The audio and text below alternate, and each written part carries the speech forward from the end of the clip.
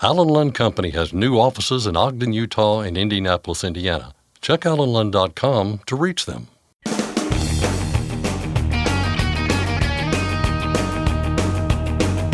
OOIDA, representing America's truckers since 1973, presents Landline Now with your host, Mark Reddick. OOIDA's mission has been the same since the start, fighting for the rights of all truckers. And there's been a lot to fight about in recent months. President and CEO Todd Spencer and Executive Vice President Lewie Pugh swing by Studio A to highlight some of the association's current key efforts. The Veterans Community Project provides homes and services for vets in need and has opened up a new location in St. Louis. OOIDA's Truckers for Troops program recently stopped by with some help for those veterans. And finally, over the years, we've reported several times on communities that have prevented truckers from parking their rigs at their homes. One recent example is in Florida. Now, some of those truckers are fighting back. I'll talk with one of the people involved, small business trucker Natalia Melian. But first, the news with Scott Thompson. Thanks, Mark. Our top story today. A regional conference centered on freight planning and freight operations took place in Kansas City, Missouri this week. And since freight isn't going anywhere without truckers to move it, the Mid-America Freight Coalition invited OOIDA Executive Vice President Lewie Pugh to provide some insights. Pugh was there to participate in a panel discussion about workforce development. And when it comes to developing the workforce, Pugh said a number of challenges facing small business truckers can make that hard, from broker fraud and the lack of truck parking to speed limiters, higher minimum insurance limits, and more. It's a total mess. Truck parking, we've heard a lot about, that's at a crisis level. There's one safe spot for every 11 trucks in this country right now. Lots of regulation being pushed more onto truckers that don't really have anything to do with safety. In fact, we argue some of it inhibits safety. Driver retention is a huge problem. You hear about driver shortage all the time. There's not a shortage. There's never been a shortage. I'll stand here, never has there been a shortage of truck drivers. The shortage is people staying in this industry. They come in, they get used, they get abused, they don't get paid right, they don't get treated right, and they leave. Driver training is a huge issue in this country. There is no set standards for training. The only thing we got now is this entry-level driver training program, which we were part of. We asked for a lot more. One thing was amount of time behind the wheel of a truck. That was taken out at the last minute. We need more comprehensive driver training in this country. Driver compensation is another huge problem in the industry. Drivers give away all kinds of free time.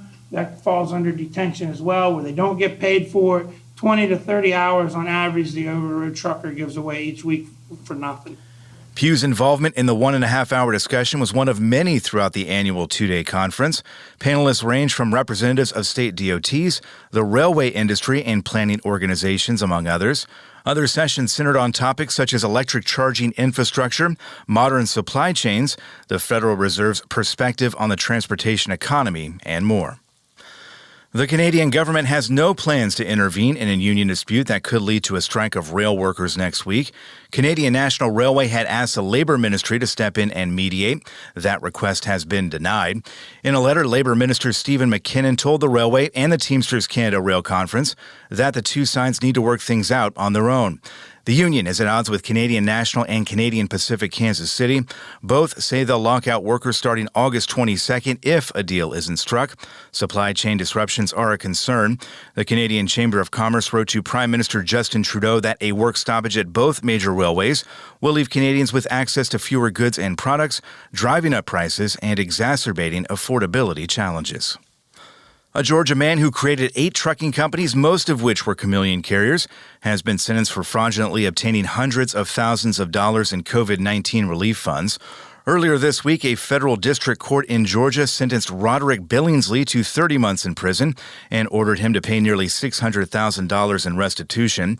Billingsley previously pleaded guilty to 2 counts related to a fraud scheme involving multiple trucking companies. He admitted to orchestrating a scheme to defraud the Small Business Administration through false statements and false pretenses to get more than $560,000 in CARES Act money. That, you might remember, is a stimulus measure that pumped $2.2 trillion into the economy as a response to the pandemic. Billingsley also admitted to reincarnating numerous motor carriers to bypass federal regulations and laws. A Texas trucker is looking at prison time after pleading guilty to drug trafficking charges. The U.S. Attorney's Office for the Northern District of Ohio said in a news release that Javier Eduardo Gutierrez Quintana pleaded guilty to possession of 20 kilograms of cocaine with intent to distribute. He was arrested in May at a truck stop in Youngstown, Ohio, after a canine officer in the area flagged his truck for the odor of narcotics.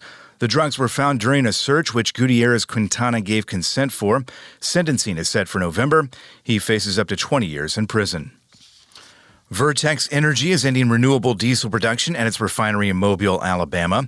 The announcement comes less than 2 years after Vertex announced it was launching the first renewable diesel facility in the state. In a news release, Vertex said the decision was based on a shift in strategy. It was just last year when Vertex began its conversion to renewable diesel at a reported cost of $115 million. In its 2024 first quarter results, Vertex said the Mobile renewable diesel facility generated a gross loss of $10.5 million. Ontario is adding truck parking and other amenities to an underserved area in the northern part of the province. The Ontario government announced this week it would be investing more than $6 million toward upgrading the Batchewana Bay Rest area located on Highway 17 north of Sault Ste. Marie. Newly constructed entrance and exit lanes are among the improvements, along with a separate truck parking area with 9 spaces for commercial vehicles. While that may not seem like much, they do fit a need. That roughly 135-mile stretch of Highway 17 currently has no designated facilities for truckers, but there will be when the upgrades to the Batchewana Bay Rest area are complete. A trucking school in Minnesota has started up a program that gives people experiencing homelessness a pathway to earning a CDL for free. CMV Tutor LLC is offering courses at 3 of its locations in Minnesota and Wisconsin. The owner of the trucking school, Tom Gilliam, told KTTC News that the program is geared toward people with children or another job. He said part of the plan is to offer up those classes for free for people who have fallen on hard times. The only requirement, a recommendation from a homeless shelter or counselor. Gilliam said some of his previous students have said the program literally changed their lives. The American Truck Historical Society has put out an open call for trucks. They'll be showcased at the 2024 American Trucking and Industry Leader Hall of Fame induction ceremony taking place in October. This year's Hall of Fame class includes the founders of 4 companies, Robert Young of ABF, John Ruin of Ruin Transportation, Marvin Rush of Rush Enterprises, and Fred Jones of Thermo King. They'll be honored on October 23rd at ATHS headquarters in Kansas City, Missouri. And finally, safety concerns aside, it turns out robo-taxis can be quite annoying as well. NBC Bay Area recently did a story on constantly honking self-driving taxis that were waking up residents of San Francisco at all hours of the night. Turns out the software in Waymo vehicles was updated to honk whenever another car backs up close to them. In a San Francisco parking lot designed for the robo-taxis, it was happening over and over again. One resident who lives nearby told NBC Bay Area that it started with a couple of honks here and there. Then it ramped up, reaching its worst level around 4 a.m. every day when the robo-taxis were leaving for the day. Waymo told Sky News that the issue is now fixed and the honking should stop, much to the relief of people trying to sleep nearby. That's Lane Line Now News for today. I'm Scott Thompson. Thanks, Scott. If someone tries to coerce you into violating the regulations, document what happened. Then either call 1-888-DOT-SAFT or file a complaint online to the National Consumer Complaint Database. Marty Ellis and OOIDA's tour truck, The Spirit of the American Trucker, are at the Great Salt Lake Truck Show. That takes place at Thanksgiving Point Electric Park in Lehi, Utah. Stop in, say hi to Marty, and join OOIDA for a $10 discount. Next, Scott Thompson talks with OOIDA President and CEO Todd Spencer and Executive Vice President Lewie Pugh. I'm Mark Reddick, and this is Landline Now. Thanks for listening. Be sure to like and subscribe. If you want more content, go to landline.media to get updated news, information, and archived editions of our show. Once again, that's landline.media. Every year, 28 million people are trafficked globally. The Your Roads, Their Freedom campaign seeks to raise awareness in the transport industry. Truck and bus drivers, be vigilant on the roads. If you see something suspicious, text 233-733 or be free.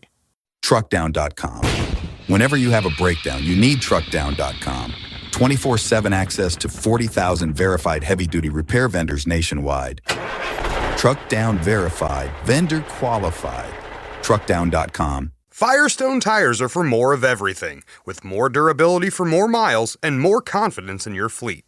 Firestone's tested tires help fleets save with value where it matters most. Learn more at bridgestonenationalfleet.com/4moremiles. It's tested and proven. Burn 2.1% less fuel when you balance all wheel ends with Centromatic. Call 800-523-8473 to get the OOIDA discount. Landline Now, welcome back. You're probably aware of OOIDA's mission statement, fighting for the rights of all truckers, and there's been plenty to fight about in recent months when it comes to regulations and rules and the like.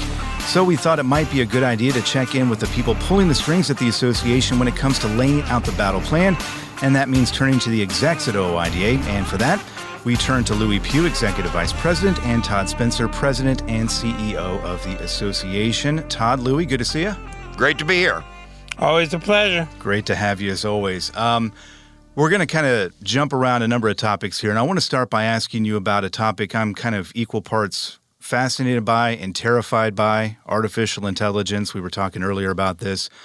This is timely because the DOT just recently asked for feedback about possible applications in trucking. OOIDA did provide some comments here. I've got concerns.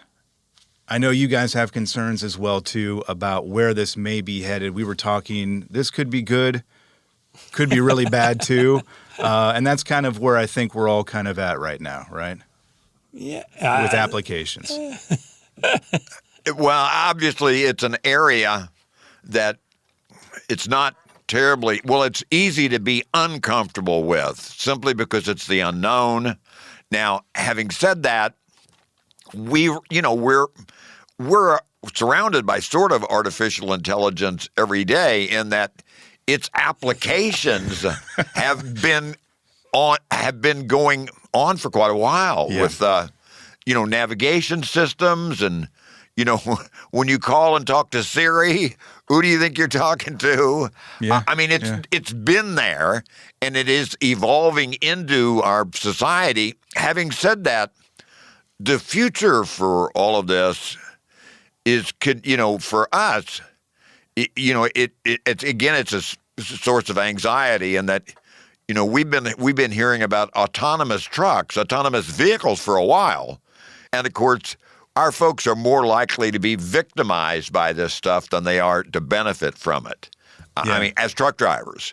So, and now, when we recognize there are a lot of shortcomings with autonomous vehicles that we don't know yet. Now, when you combine artificial intelligence with autonomous vehicles, autonomous trucks, I'm thinking of one of these movie scenarios where suddenly trucks have gone mad. Yeah. And, can it happen? And God, I certainly hope not.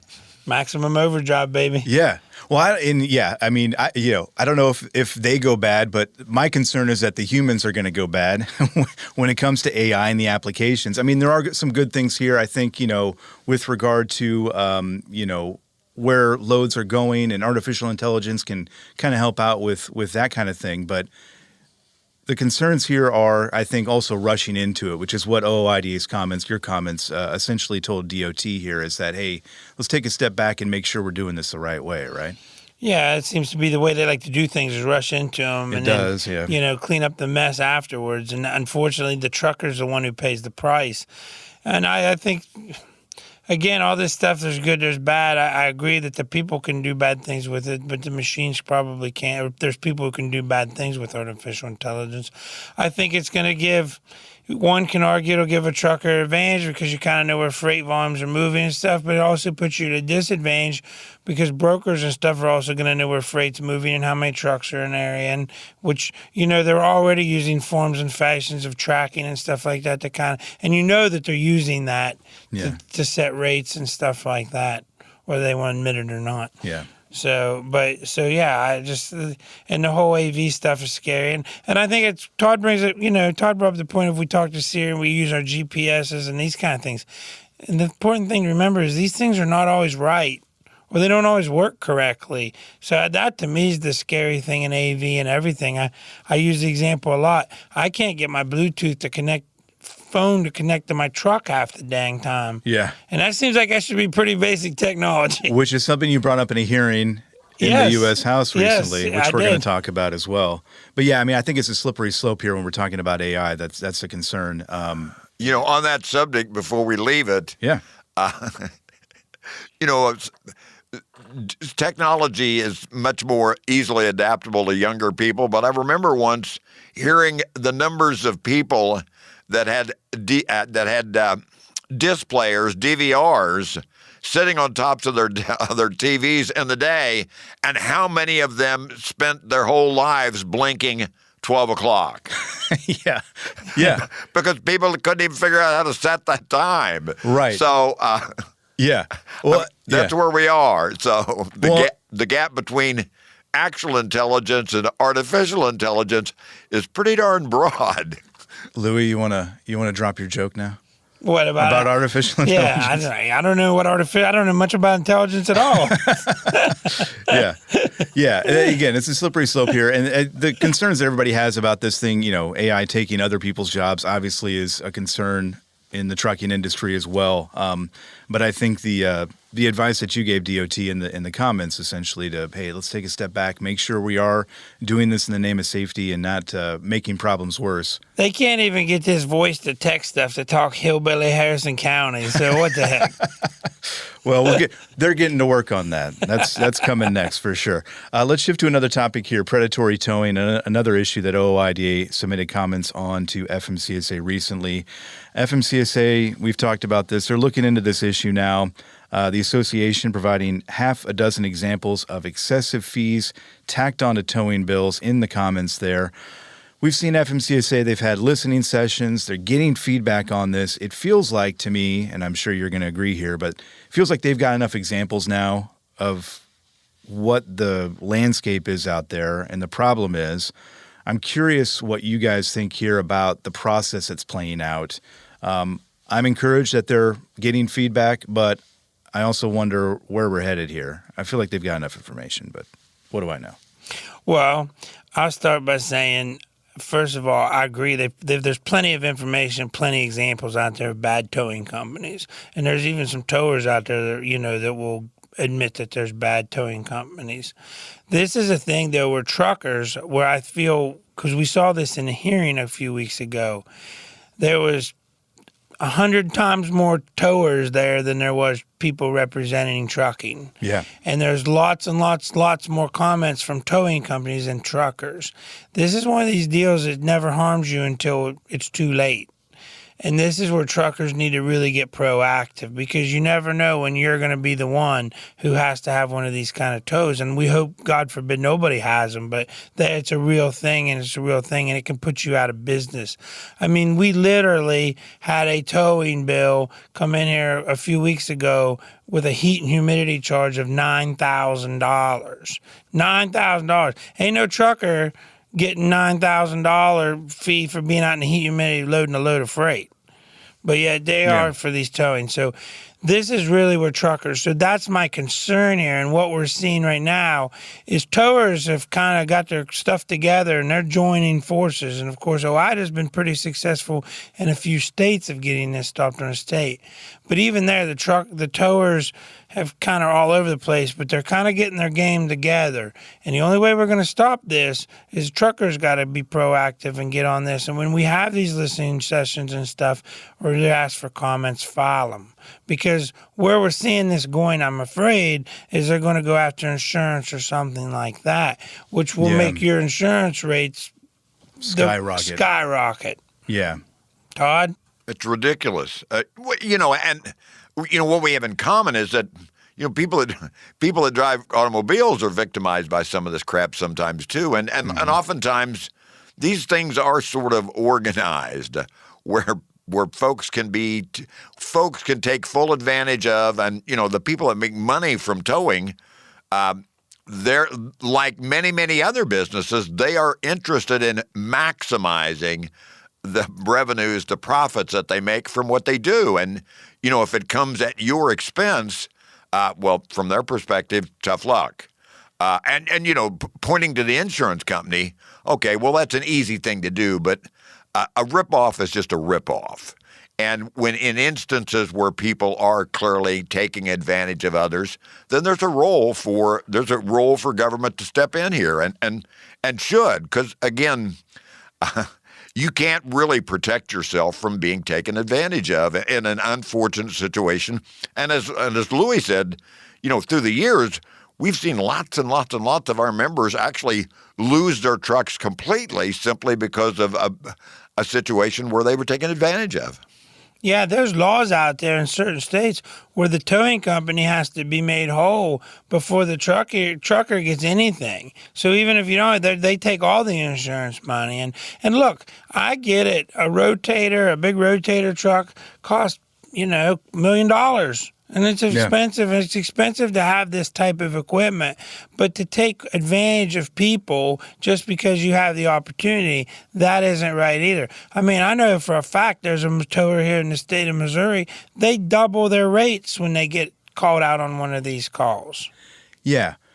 What trips me up too, and I was thinking about this as you guys were talking about, during that hearing that FMCSA hosted a few weeks ago, there was one representative of the towing industry who essentially acknowledged that they aren't getting compensated for some of the tows, and they're passing on that cost to the next guy that comes along. Clearly, the system is broken, and as you mentioned, Todd, government has a role here to step in and do something. I don't get the sense that FMCSA knows what they can or should be doing right now. Well, I think that's true. Yeah. Okay. What's new? Or what they can do. Yes, that's my point. But we've clearly identified an area that that actually needs further attention. So we'll see. Yeah. To your point, Lewie, the more truckers can speak out about this, call your representatives in Congress and make sure they're aware of this issue and keep calling and keep letting them know, because honestly, Congress is probably the place where change is most easily going to come by, I would imagine. But exactly. And keep in mind, this isn't any kind of legislation or anything toward a tow where you as a trucker call a towing company and ask them to come tow your vehicle because you broke down or something like this. This is where when there's an accident or something like this, State Highway Patrol or emergency personnel or DOT, they call the tower. They come out and get your truck because you've been involved in an accident or something and they need to clear their highway. So you didn't get a choice. You didn't get a chance to bargain or talk about what the rates were going to be. You got told this is who's coming to get your truck, and these people then have the right to charge you whatever they want, and there's no checks and balances in the situation. And that's the important thing to realize here. Real quick here, we don't have a whole lot of time, but I did mention you testifying before the House Highways and Transit Subcommittee at the end of July, Lewie. Had a lot of good exchanges there. You did talk about predatory towing. You did talk about your phone not able to recognize what you're saying half the time. Those kinds of things obviously highlight these issues that we're talking about. But were there any, from your sense in talking and meeting with lawmakers there, any of these issues that are kind of gaining more traction than others, perhaps?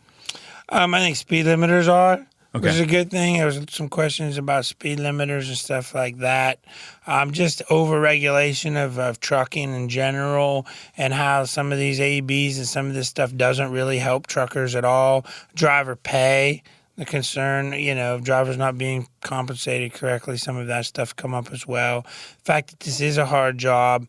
I do think that some in Congress, talking about intelligence, but some in Congress it's starting to realize that this whole driver narrative bullshit that ATA has been pushing for years and years and years, they're kind of realizing and trying to figure out why we have a retention problem and instead of a shortage problem. It does seem like that narrative is kind of dying down. Yes, a little bit. Finally, Todd. You've been waiting, right? It's only been 40 years. Only been 40 years. Hey, we got there, right? We'll see how it goes. Lewie, Todd, always appreciate it. Always a good talk. We'll see you again soon.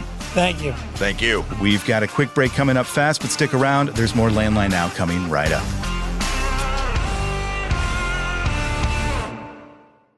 Today's rising costs affect everyone. Replace your harmonic damper with a genuine Vibratech TVD viscous damper to prevent costly repairs and downtime. Keep your money in your pocket and your truck on the road with Vibratech TVD. Recommended replacement at 500,000 miles or 15,000 hours. Ready to make more money? Use a better load board. For a limited time, get 50% off TruckStop Load Board Pro. Just go to truckstop.com/go and enter promo code READY2024 when you purchase Load Board Pro. Are you tired of the IRS following you around like a dark cloud? Call 888-557-4020 and get your life back. Landline now, welcome back.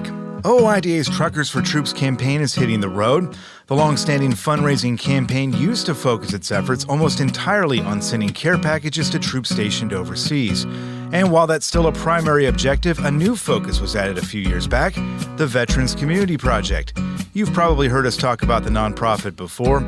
Each VCP location has a tiny home community designed to give veterans experiencing homelessness a place to stay to get their lives back on track.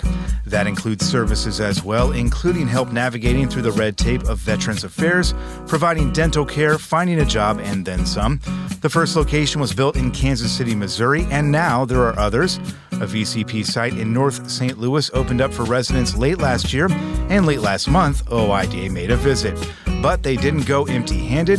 Norita Taylor, Director of Public Relations for OOIDA, was there bearing gifts. So we went to St. Louis to the Veterans Community Project that is located there. And we took some donations and we took a check for $10,000. The donations consisted of backpacks and hygiene kits. The $10,000, a result of donations and the generous nature of the trucking community, will go toward everything VCP does for the veterans it serves. That includes a tiny home community and those services we just told you about. They're filling a gap. So the VCP is exactly where it should be in so many ways, not just in their intention, but in their actual location. They were right there where they're needed to be.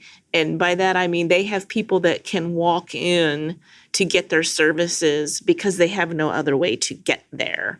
Or maybe they're using mass transit or other means, but they're right there in the heart of where they need to be.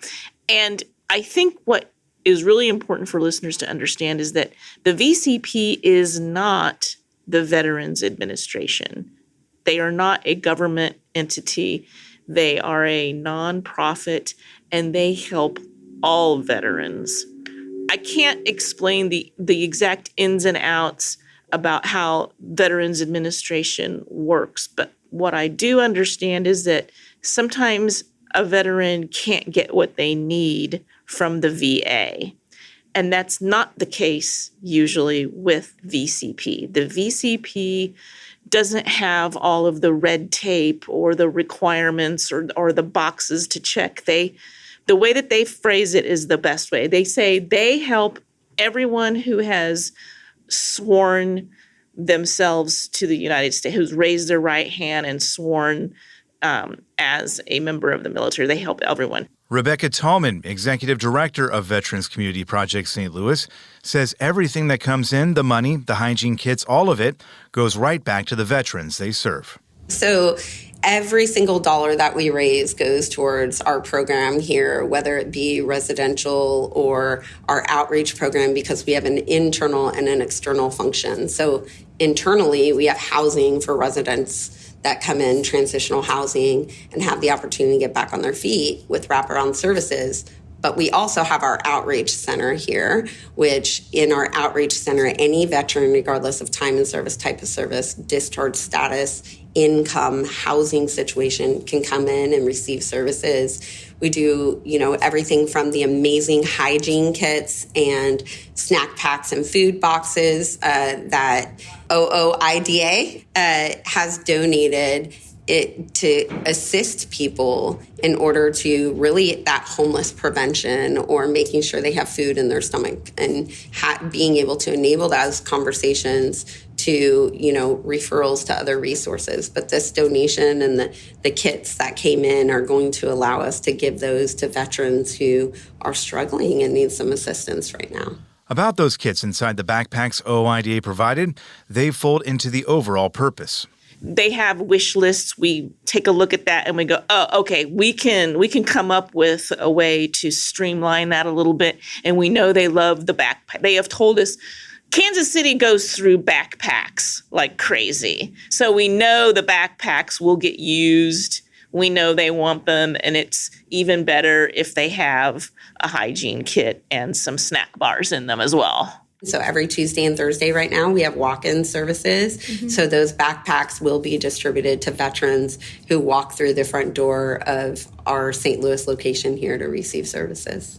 The VCP location in St. Louis is filling a vital need, as it does in any community they have a presence. Tallman said that became apparent pretty early on.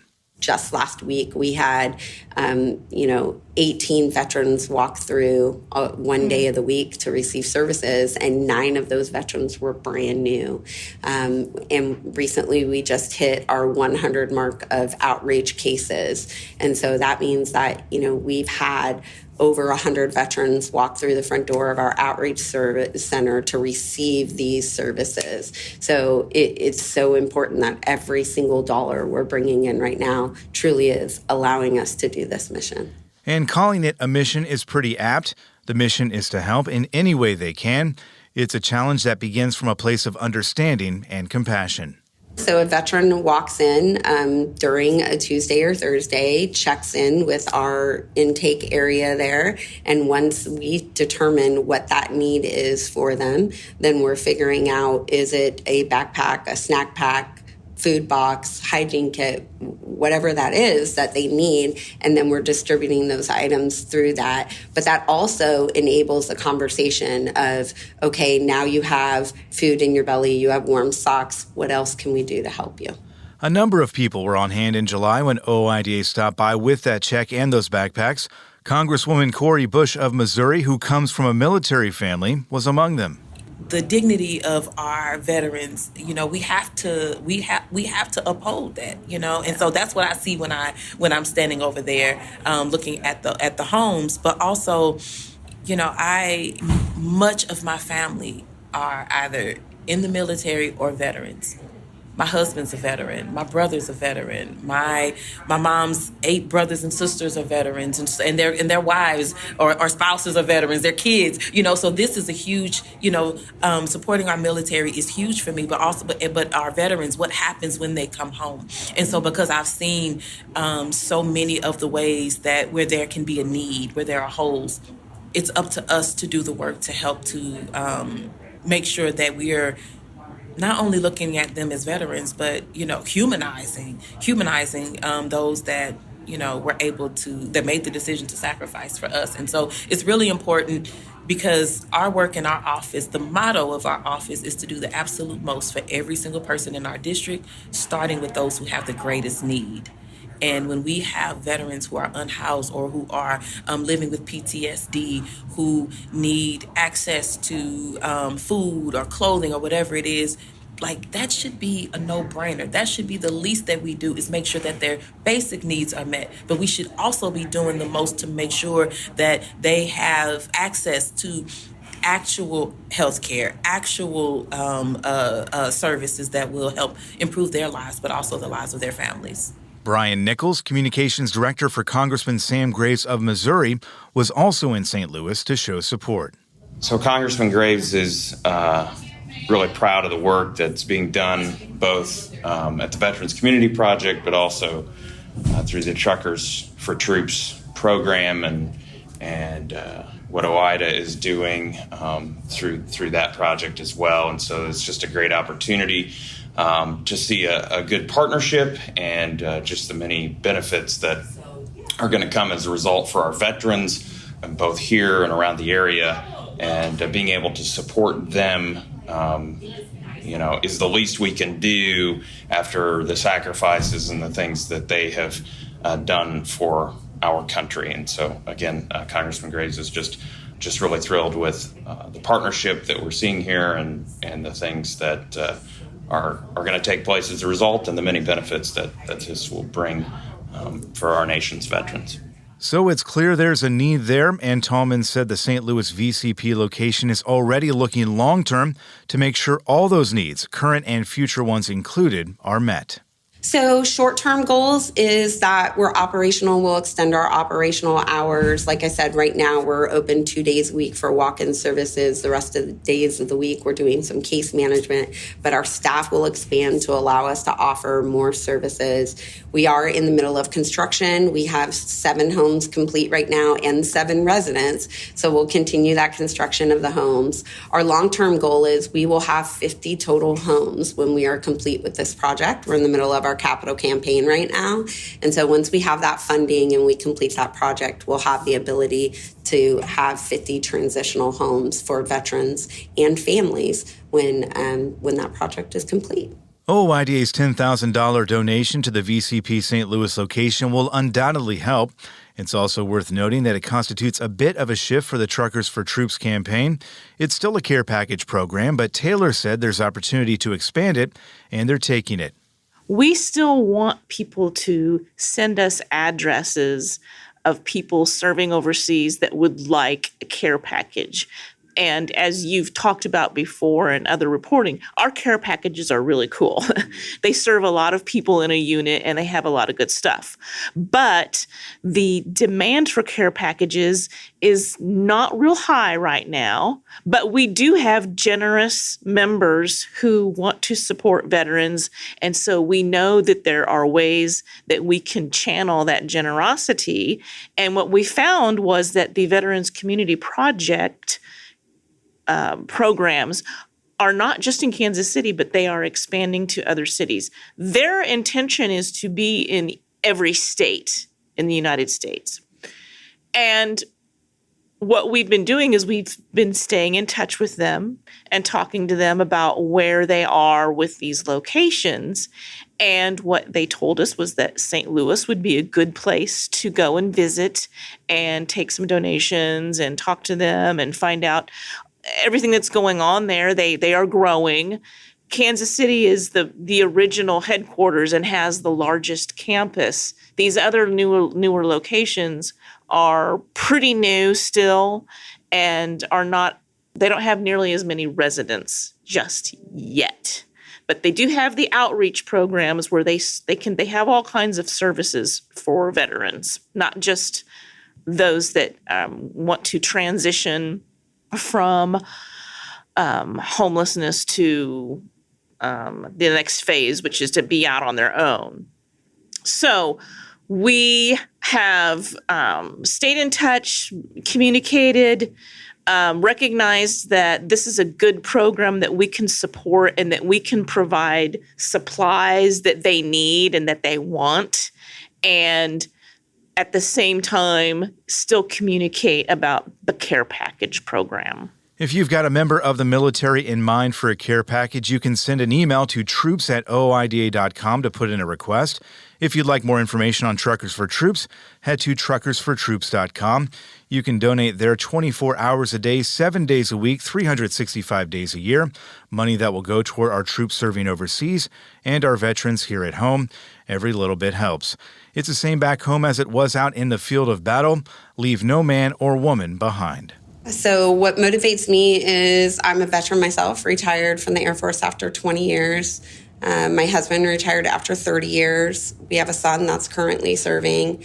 And I understand how difficult it is to transition from service to civilian life, regardless of what that service may have looked like, whether it be 20 years, 30 years, 5 years, coming home for more, not coming home for more. And so because of that, I just feel each and every one of us could be in this position. It's just one decision away. And I think it's so important to make sure that we're doing everything we can to help our veteran brothers and sisters, because it could be us.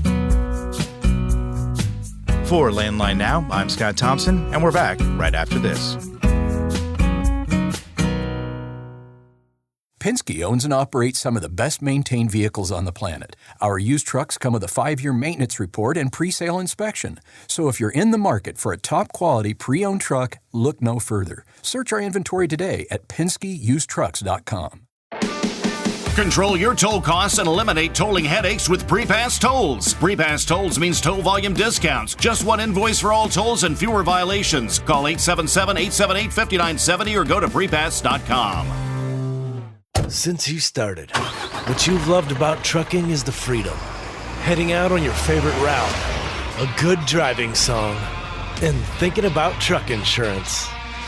Well, maybe not that last one. That's why we're here. At OOIDA, we have a full range of truck insurance products, expert advice, and great customer service, helping you get the right coverage for your operation. Go to OOIDA.com because your job is to drive. Our job is to help with everything else. Landline Now, welcome back. Over the years, we've reported several times on communities that have prevented truckers from parking their rigs at their homes. One recent example is in Florida, north of Miami, in 2 communities, Loxahatchee and the Acreage, where the rules were changed after many years during which truckers were able to keep their rigs at home. Now, some of those truckers are fighting back, and it's been a struggle.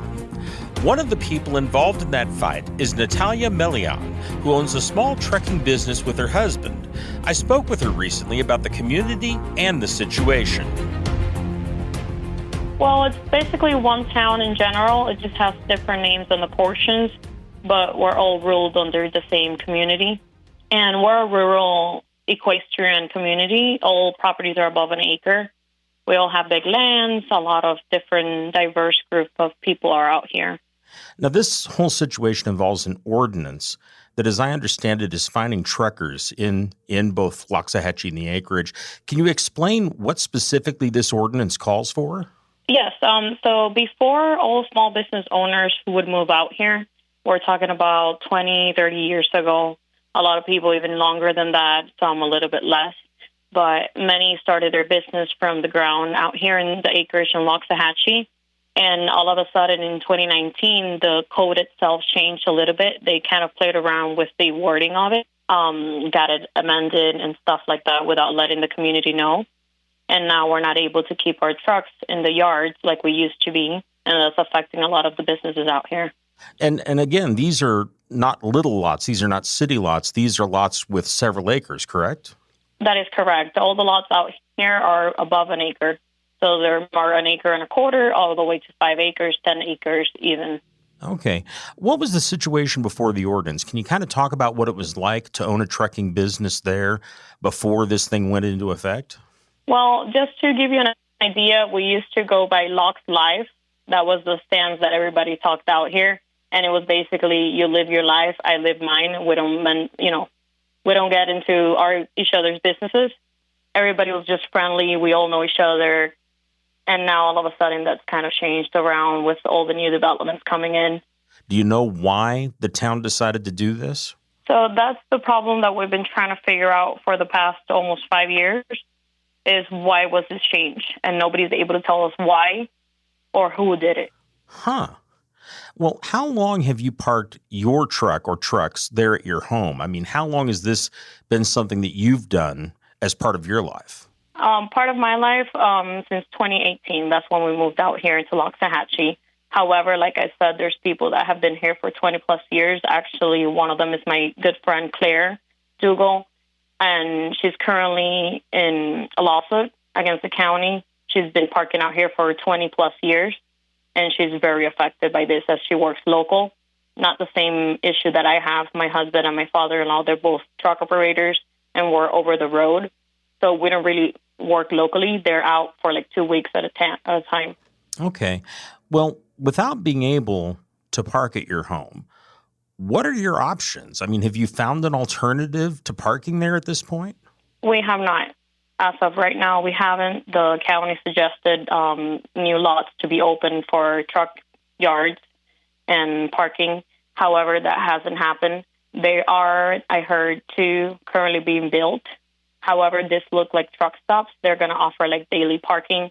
So we can't even guarantee that once they are fully completed, we'll be and be able to use them. As we know, there's a big shortage of truck parking out here in the entire Florida, not just our community itself. Now, I know that from reading other coverage of this, that you have looked pretty far out from where you live, a pretty extensive area, trying to find some kind of parking alternative.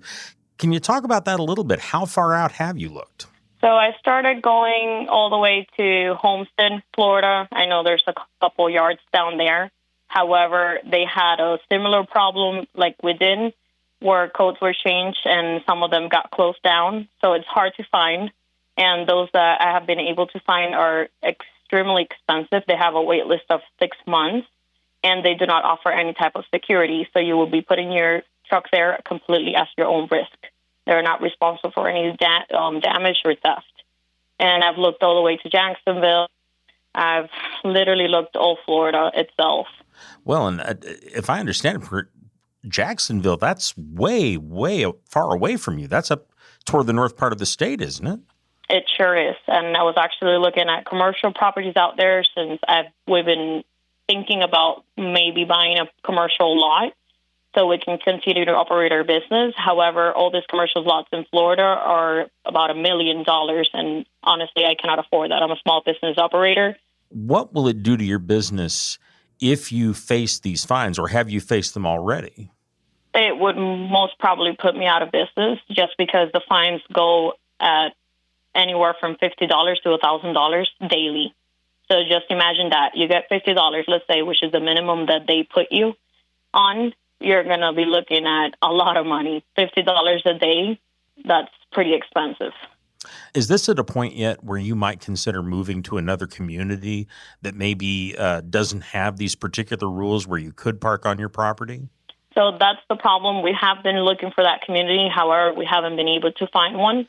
In looking at some of the media reports on this, they indicate that you're going to be appearing, or some of your other neighbors who are in this situation are going to be appearing before a special magistrate sometime this summer over this situation.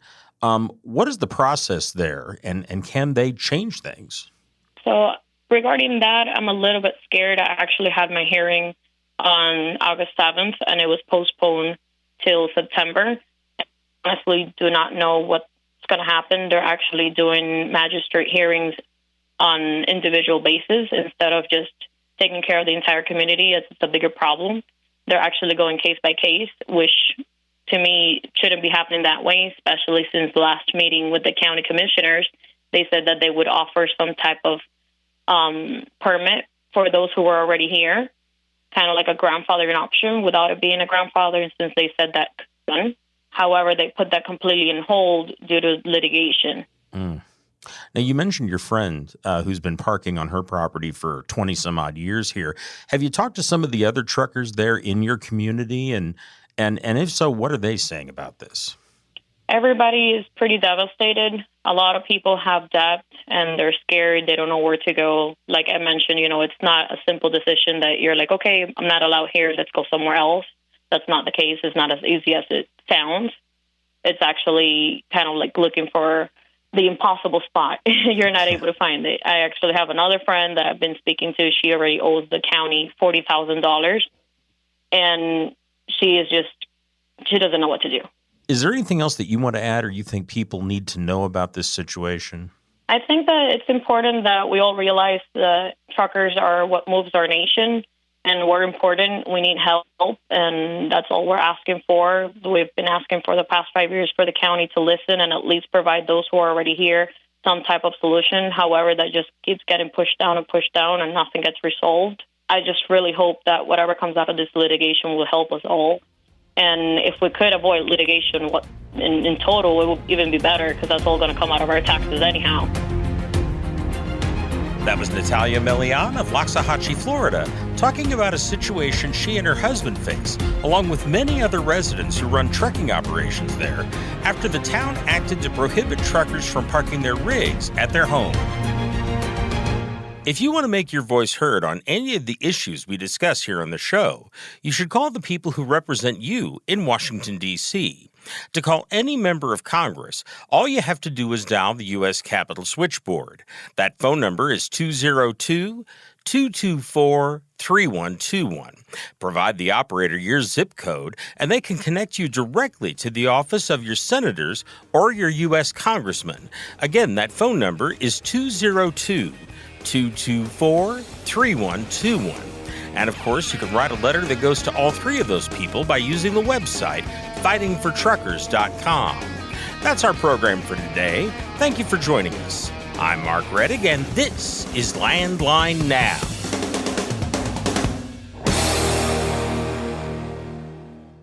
Thanks for listening. Be sure to like and subscribe. If you want more content, go to landline.media to get updated news, information, and archived editions of our show. Once again, that's landline.media. Capital Reman is your leading source for quality remanufactured engines and components. Capital Reman stands ready to serve all OOIDA members to help reduce costly engine repairs or replacement. Visit capitalreman.com today and use code OOIDA10 to save. ULSD is hurting your engine. Fight back with Howe's Diesel Defender. Get the most powerful cleaning and maximum lubricity to protect and extend the life of your entire system. At a guaranteed increase in fuel economy, and you can't go wrong with Howe's. Dispatch, I picked up that load of steel, so I'm ready to roll. Sounds good. Remember, we're getting paid by weight, so make sure to use a CAT scale. I wouldn't weigh anywhere else. Forget-less accuracy when you're truck on a CAT scale. I'm a dad. A son. A husband. Wife. I'm a writer. Photographer. I farm. I'm a veteran. I love old cars. Fishing. My kids. Chrome. And I am a professional truck driver. And together, we are OOIDA. OOIDA was founded by truckers to stand up and speak on behalf of truckers. We've done that by combining the individual voices of our members into a single, powerful voice. Protecting your interests, defending your rights. Join us. Make your voice heard. Join OOIDA, the Owner-Operator Independent Drivers Association. Call 1-800-444-5791 or visit OOIDA.com.